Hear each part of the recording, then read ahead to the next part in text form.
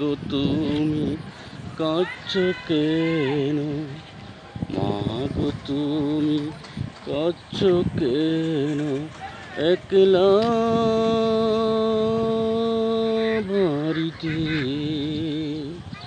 তোমার আমার দেখা হবে, আমার তোমার দেখা হবে জান্নাতের ওই সিঁড়িতে।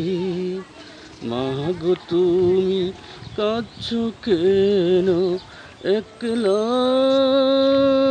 বাড়িতে তোমার আমার দেখা হবে জান্নাতের সিঁড়িতে।